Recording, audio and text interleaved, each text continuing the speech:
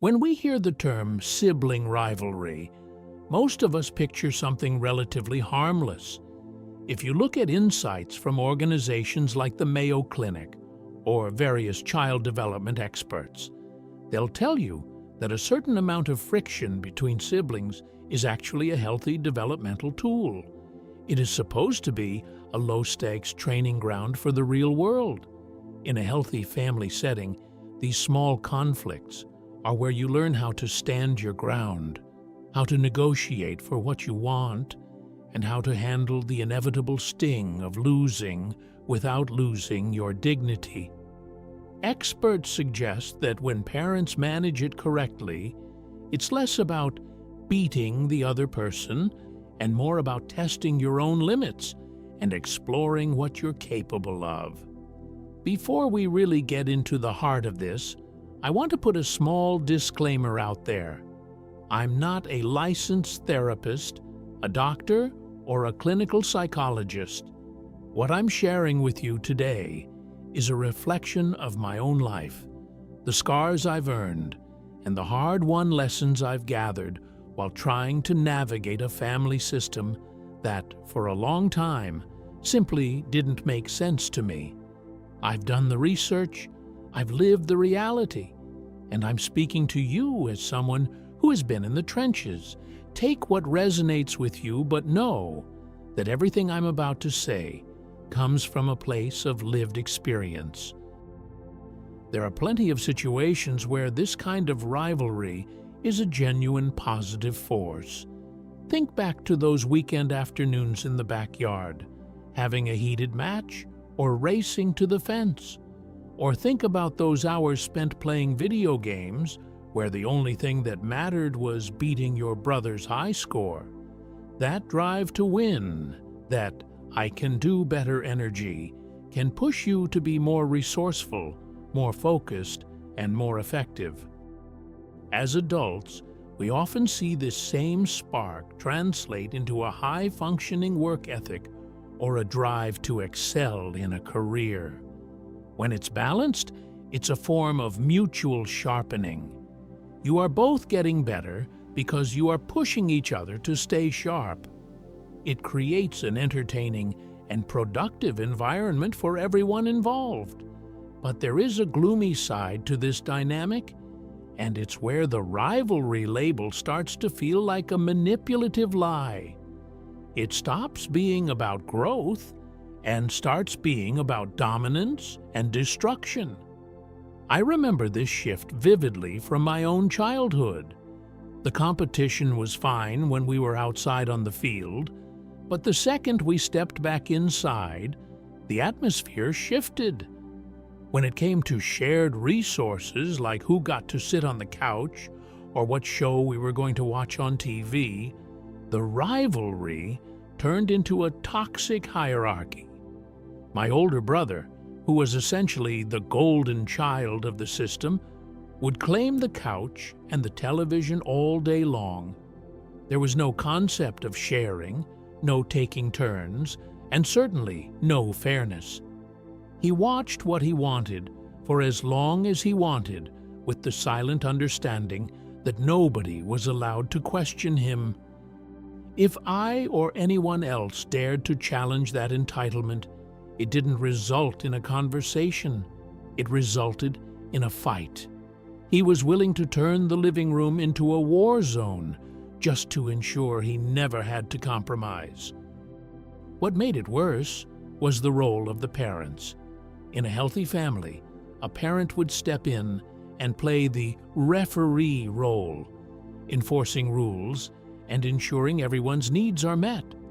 But in a toxic system headed by a narcissistic parent, that doesn't happen. My father wouldn't intervene to create fairness. Instead, his absence of correction acted as a co-sponsorship of my brother's behavior. Because my brother was seen as an extension of my father's own ego, and because of those cultural beliefs that the firstborn is somehow special, his bullying was allowed to flourish. Home is supposed to be your sanctuary, the one place where the world can't get to you. But when your home is governed by an uncorrected bully, you start looking for an exit. I got to a point where I would spend every waking moment trying to find things to do outside the house and outside the neighborhood. I was a kid who had to flee his own living room just to find a sense of peace. The tragedy of that situation is that when a child is forced out of their home to escape a domestic bully, they are prematurely exposed to the real world. I found myself in environments and around people that kids shouldn't be around.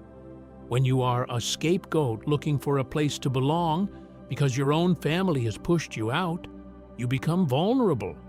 You get exposed to substances and influences that you only encountered because your safe haven was actually a rigged game.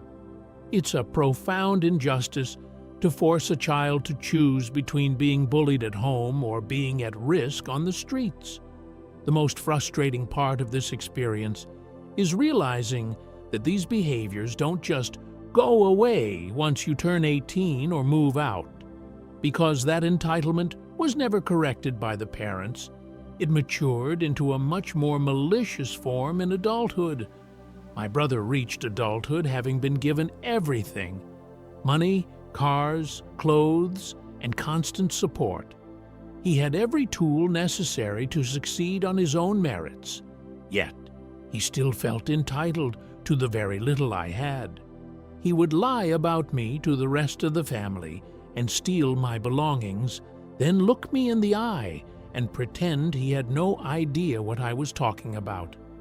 It got to the point where I had to sneak into his room just to recover the items he had taken from me, the things I was barely surviving on.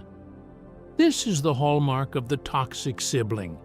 They don't want what they have, they want what you have, simply because the act of taking it makes them feel powerful.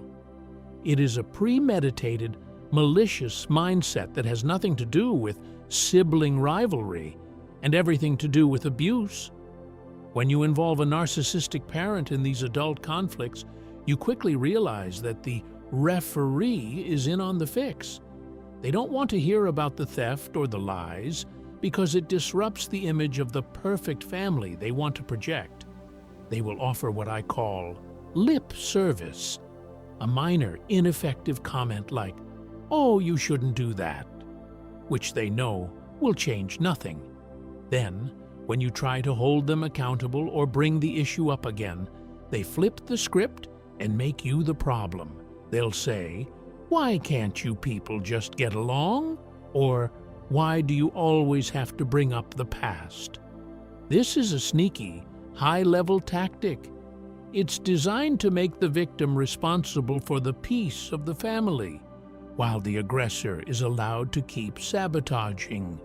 It moves the attention away from the parent's failure to lead and onto the children's inability to get along. If the parent is hiding their own shameful behaviors, whether it's domestic violence or a double life, this sibling chaos serves as the perfect distraction. If you were the family black sheep, you didn't just endure the physical and material sabotage, you endured the psychological weight of it. In these systems, the scapegoat is made to carry the brunt of the family's collective shame. You are the identified patient, the one everyone points to as the source of the problem, so they don't have to look at themselves. Over time, you develop an internalized voice. After years of being told your success is a threat or your needs are a burden, you start to police yourself.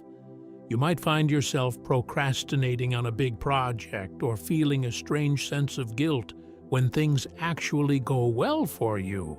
That is the ghost of the toxic family system living in your head. It's the result of being trained to stay small so your siblings or parents can feel big.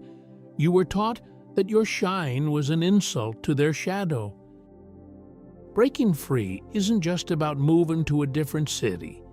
It's about giving yourself permission to be your greatest self without apologizing for who it makes uncomfortable. This brings us to a concept I've been working on called radical self-governance. When you go no contact or low contact, you are essentially declaring yourself a sovereign nation. You are setting the taxes on your time. You are deciding who is allowed past your borders. You are enforcing the laws of your own peace. There are no grandfather clauses for family members. Just because someone shares your DNA doesn't mean they have a permanent license to violate your boundaries. You also have to grieve the just world fallacy. We all want to believe that if we work hard and play by the rules, the elders in our lives will eventually acknowledge the truth and call a foul on the person hurting us.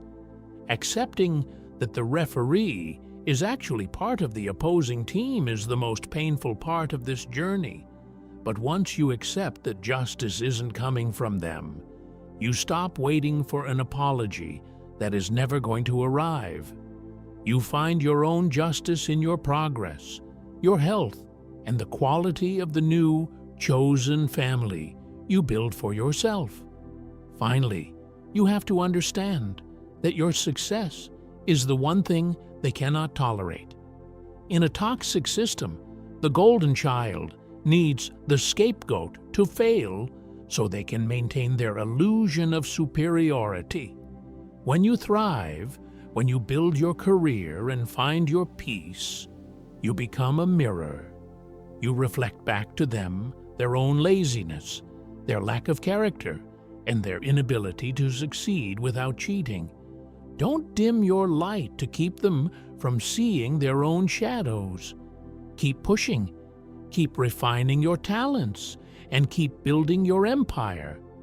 Your life is the ultimate evidence that the scapegoat was never the problem. You were simply the only one brave enough to walk away from the chaos and realize the game was rigged from the start. Sibling rivalry can be a beautiful thing when it pushes two people to reach new heights. But when the goal changes from striving for excellence to harming the other player, the integrity is gone. If a sibling is sabotaging you, stealing from you, or lying about you, they do not have your best interests at heart. That isn't rivalry, that's abuse. Don't let the love bombing or the occasional gift fool you.